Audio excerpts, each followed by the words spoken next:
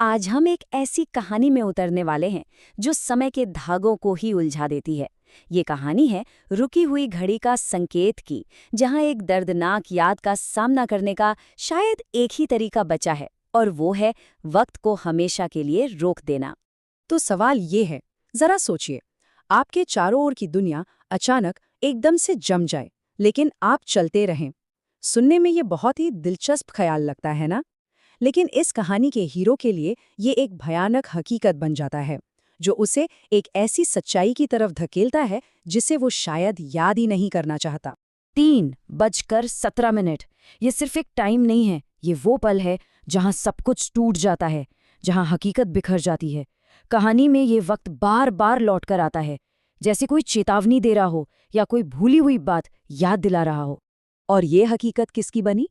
ये कहानी है अर्णव की, एक बिल्कुल आम इंसान जिसकी दुनिया अचानक एक ऐसी पहेली में बदल जाती है जिसका कोई जवाब नहीं मिलता।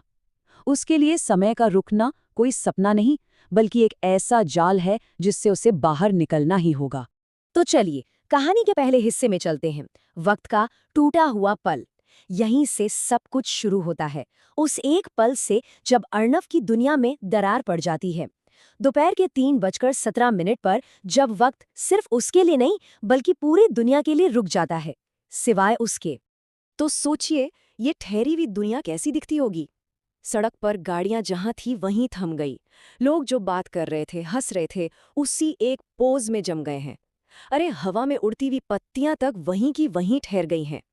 शहर की हर घड़ी में 3:17 हो रहे हैं, लेकिन एक चीज है जो चल रही है, सिर्फ अर्णव की कलाई पर बंधी घड़ी। टिक टिक टिक। और फिर इसी खामोशी के बीच उसे अपने ही फोन नंबर से एक मैसेज आता है। सोचिए कितना अजीब है।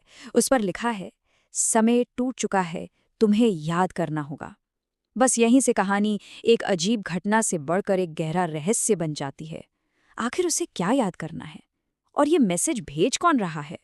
अब कहानी का दूसरा हिस्सा शुरू होता है, गूंजती हुई एक याद।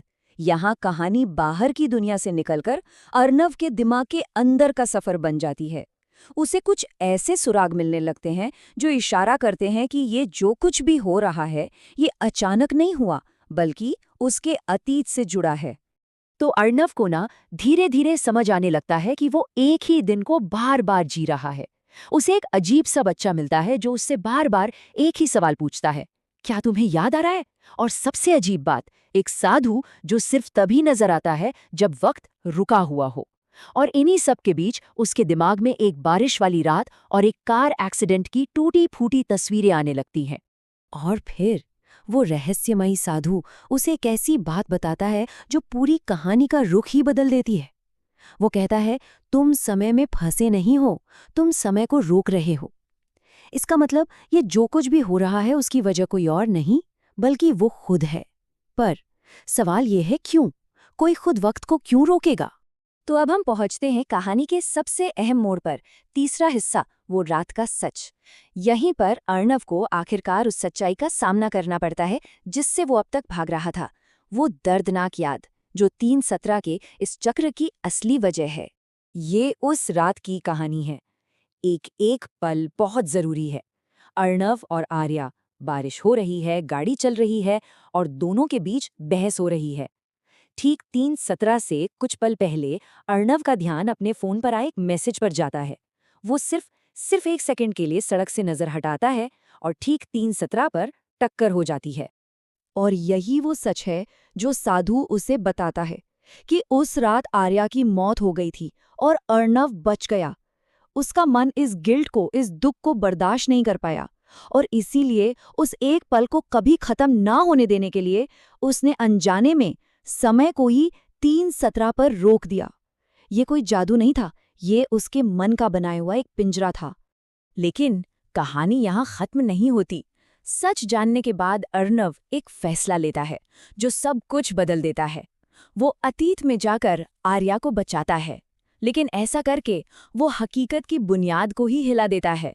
और यहीं से शुरू होता है चौथा हिस्सा, बदली हुई हकीकत। तो देखिए, उसके एक फैसले से दो दुनियाएं बन जाती हैं।